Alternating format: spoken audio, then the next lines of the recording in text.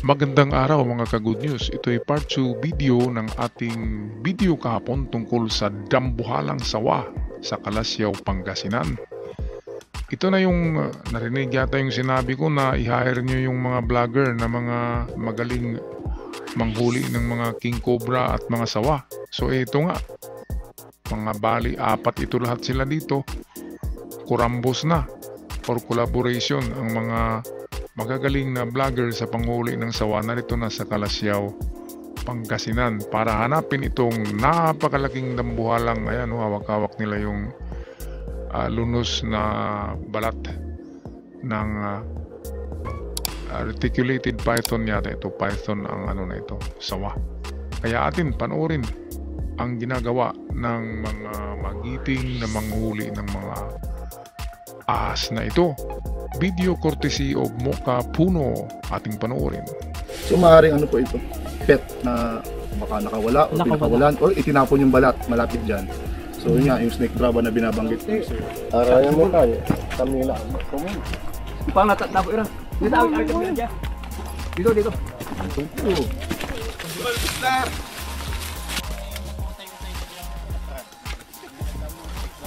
Pero tingin ko parang kailangan pampag-aralan ng yung shed. Kasi duda ako.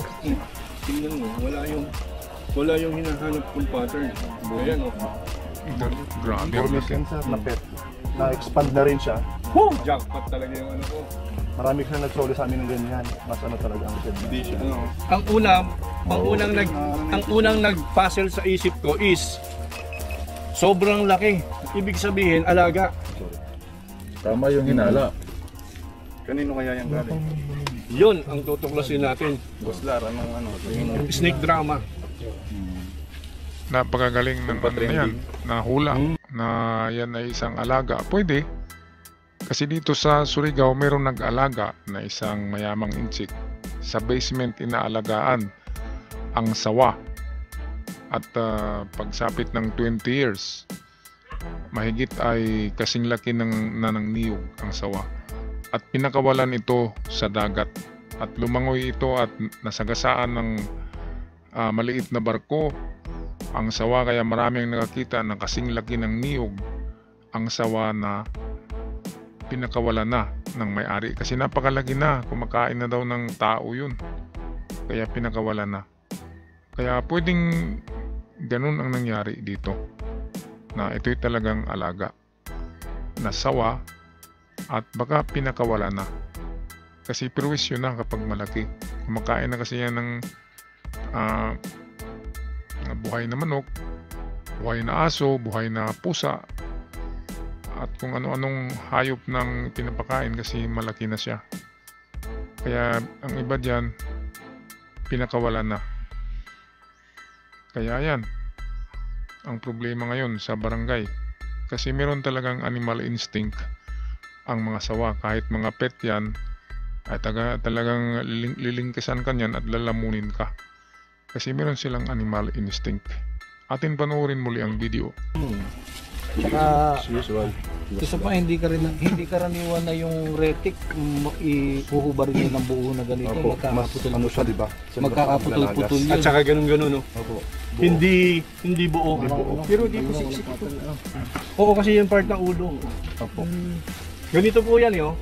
Parang supot putol. lang yung ginano, no? Tingnan pa sana yung ventral scale niya. Yan. Tayo pa naka-vlog. Sorry. Ito ulo po ito eh. Ventral. Pwede naman sa ibang bagay, yun talaga pa. Okay rin to na na tagpuan. Rindibo of the best guys, snake hunters ng YouTube world. Narito lahat magagaling yan sa panghuli. Ngayon tingnan natin kung meron nga silang makikita o matagpuan nga nila yung higante or dambuhalang sawa na yan. Ng ano, Ayan, paninda, supot. So makikita natin sir, dahil nga yan, yung scales niya. Unang sa lahat, nag-expand na po ito kaya parang lumaki na po, di ba sir? Tama po. Makikita rin po na medyo palapad siya, yung scales, yung pattern na scales niya. So hindi po ito reticulated, ang reticulated was elongated siya. Ayun. So natin ma-estimate yung kanyang siguro yung edad niya dahil naputol na siya, wala yung ventral scale niya. So doon po natin makikita sana at na-estimate yun. Pero ito po, healthy po yung ahas na ito. Dahil kung makikita natin, maganda yung pagka-shed niya. At parang nag-shed niya ito sa kulungan kasi ang ganda ng pagkaka-shed niya. Kasi pag sa labas ito, minsan bihira yung ganito, sir. Merong malisyoso na sinadya niyang i-forma doon. Kasi hindi basta hinagis yata. Ang pagkain. Ngayon, yun ang questionable doon. Kundi nakatiklop para madaldal tapos Ayun isa naman naman din yung ho, susunod. wala naman tayong iba. Ang Burmese naman po, kung pet po ito, hindi siya mailap sa tao, sir. So baka pumunta sa mga bahay, in case kung nandito pa siya. Naku. Kasi baka ganun ang mangyari, hindi siya iiwas sa tao. So Kung pet yan at papasok talaga yan sa buligan nyo kasi manghingi yan ng pagkain. Ngayon ang problema kung gutom na yan, pati aso nyo, pusa at maliit na bata, lalamunin at missing kaagad. Ngayon yung sinabi na nag-expand, hindi mag-expand yung ano na yan, lalong liliit yan. After na matanggal yan, maglunos, ay kung anong laki yung shredded skin or yung lunos, kung anong laki niyan, ang laki ng tunay na sawa ay mas malaki pa sa shredded or yung lunos na balat. Kasi mag-shrink yan. At mali din yung hindi makapag sa hawla, sa cage ang sawa kasi wala siyang lugar na iipit yung kanyang katawan. Makapag-shred lamang ang mga sawa kapag merong mga kahoy, merong mga sanga na maipit yung kanilang katawan, yung mga letter Y na mga puno, doon nila iniipit yung katawan nila para matanggal yung balat. Ang iba dyan ay sa bato, iniipit din nila sa dalawang bato na tamang-tama yung pagkaipit ng kanilang katawan. At sa hawla, sa cage, walang ganyan. Kaya mahirapan sila sa cage sa paglunos ng katulad ng ganyan. Kaya palagay ko dyan sa Manggao, maraming sanga dyan na pwedeng iipitin niya ang kanyang katawan. Dyan, kaya naiwan yan dyan. Sino ba namang may-ari na magtapon dyan?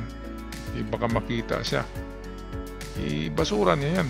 Ilagay sa plastic and then itapon niya o sunugin niya. Yan para hindi siya makilala na siya ang may-ari ng sawa na yan. Pero yan ay ano lang naman, teorya nitong mama. Pwedeng wild talaga yan. Naahas at napadpad yan dahil siguro nagugutom at naghanap ng mga baboy na malalamon. Okay, so iniintay ko yung yung hanapin na nila yung sawa. Okay, panoorin natin muli ang video. siya mahanap. Pag reticulated kasi, after nga mag-shed, magtatago na po yun minsan para magdano yung kanyang skin. At kung maghahan sila, matagal po sila kumain o lumabas. So magtatago na po na matagal. So hindi po ito reticulated sa pattern niya. Ano ako dyan sa'yo, sir? Anong klaseng sawa yan, sir? Pwedeng Burmese python na pet. Kasi pattern this, Ang maganda nito, baka ano pa to, yung mamahalin. Oo, hindi po naisip kasi ang mahal Pattern ng this, Opo eh. So, ibig sabihin, sir, hindi ito Uniform. endemic ng gantong sawa sa atin. So, pwedeng imported siya. Po exotic po siya, which is bawal po pakawalan dito sa wild. Kasi makakasira po ng ating ecosystem. Sir, yung size niya normal or bakit ganyan kalaki? Pwede bang may chance na mataba siya, busog siya nung nag-shred or pwede pang lumiit yan as natural size? Usually po, may mga reticulated talaga siya na ganito ang shed niya dahil naman po, una nag-i-stretch po itong balat niya, yung skin. Also, mas mataba talaga ang reticulated ang Burmese kaysa reticulated. So, ayun po, kaya akala po natin sobrang laki kasi nag-stretch na rin po siya. At kung healthy po talaga siya, alam yung feeding niya. At tingin po namin ang pinapakain ito, manok siguro, sir. Manok, Kasi ang tuta. ganda nung pagkakano, mataas sa calcium sa bato, gano'n nga. Or tuta, Good shed. ganun. Opo, maganda yung pagkakashed niya. So maaaring ano po ito, pet na Okay, marami akong nakitang ganyan sa treasure hunting kasi palaging ako nakakita ng mga lunos na balat ng mga ganyan, sawa at ahas. At hindi mo na makikita yung pattern kasi yung pattern naiiwan lang doon sa buhay na katawan. At yung natanggal na yan ay parang coating lang yan, parang silupin lang yan. Kaya wala kayong makikitang pattern, kayo naman, no? Expert naman kayo sa ahas pero sinabi niyo pattern. Ang pattern na iwan sa katawan. Ang natanggal na yan ay parang silupin lang yan. Ang shredded skin ng ahas. Okay, so ayan. Hindi niyo malaman yan kung reticulated o python yan o anaconda yan Kasi ganyan talaga ang shredded skin. Ay ganyan talaga ang ano niya, ang kulay. Parang silupay na siya, kaya hindi mo makikita ang kanyang marka. Lalo na sabihin natin yan ay 1 linggo na diyan, ay ganyan na talaga ang kulay at wala nang makikitang pattern diyan. Okay, so ang tagal naman nila maghuli. Okay guys, hanapin nyo na yung sawa. Wala, o pinakawalan, or itinapon yung balat malapit dyan. So yun nga, yung snake draba na binabanggit po ni Sir, nakatabi po natin, yun nga po. Cobra King po. Cobra King, Sir Cobra Cobra King. King first, Cobra King second. Wala po akong rango kasi. Mga Cobra King pala itong narito eh. Okay, fast forward natin kunti. Ayun po, Pero 100% hindi na po yung reticulated python. Yes. malaki ang chance po. Malaki yan siya. Baitan. Baitan. Hello po. Okay, yan ang example ng reticulated python. Ganyan. Yung meron siyang pattern sa likod. Yan ay endemic sa Pilipinas. Marami yan. Ganyan talaga ang itsura ng mga sawa natin. Reticulated. Meron ding buwa, yung ganyan, sawa. So merong 3 klaseng sawa yata sa Pilipinas. Yung python, reticulated python, tsaka buwa. Yung missing dito ay yung anaconda. Wala yun sa atin. At kung meron man, yun ay pet na naka-eskapo. Okay, tingnan natin kung may makita nga sila diyan. Mga Cobra Team ng Laguna. Cobra Team ng Laguna. Ayun, at parang kasi bigat ko ito mga kaibigan. Lagyan natin sa lalagyan kasi baka may stress. Prince.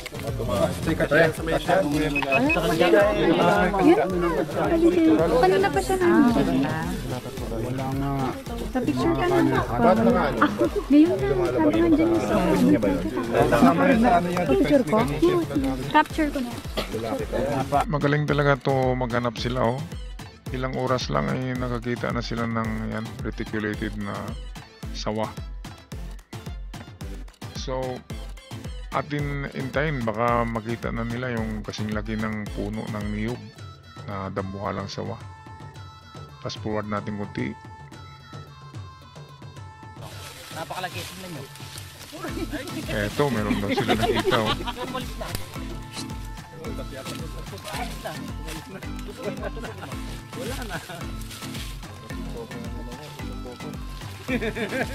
Naging Cobra yan eh.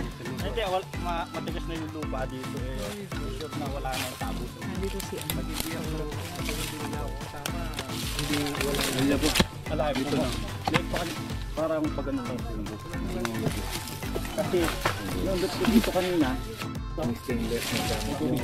May babalog-baluktot yan. Parang hindi na kita sa video. May babalog-baluktot yan. Pwedeng pan-test ng movement kahit yung kurba-kurba yun ang talagang po.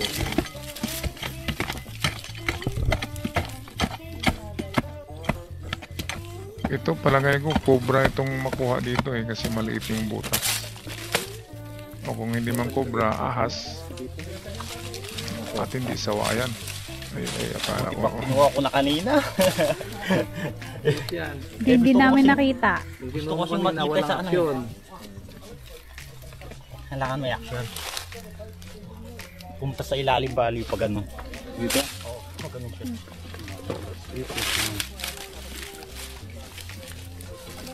Oh, pababa ako.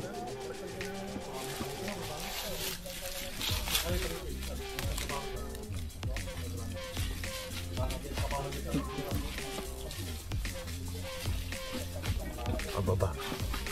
Ang sana yung dahan-dahan. Sundutan niya. Okay, ayan na. Ay, nakabigin na. Philippine cobra yan. Oh, yung sa likod. Parang king cobra oh. Lupa. Ayan. So ito makikita nyo na yung ano personal. Bigyan mo na siya. Parang dalawa pa ata yung cobra kasi maitim-itim. Dalawa? Hindi, parang dalawa. Kasi, yan, Cobra ito eh. dahan-dahan. Kaya nang sumisinga. Meron ding cobra na kulay dilaw yung kanyang tiyan. Ito ay kulay puti. Bali, meron pa sa taas na butas.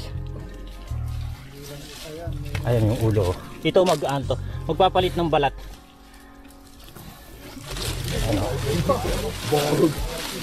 Ang technique nila dyan sa paghawak ay buntot.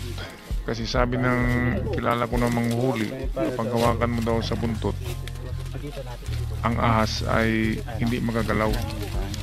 Kasi nasa buntot nila yung ano, yung parang spinal.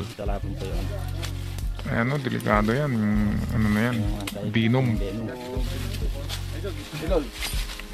At least nababawasan yung venom kapag nakakagat ay kunti na lang yung venom niya. Ayan, King Cobra. Tingnan natin kasi yung bahay niya kasi medyo maluwang kumpara sa cobra.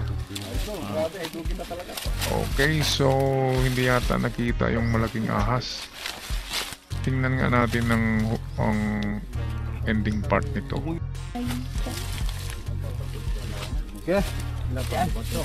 Wala na. So ayan.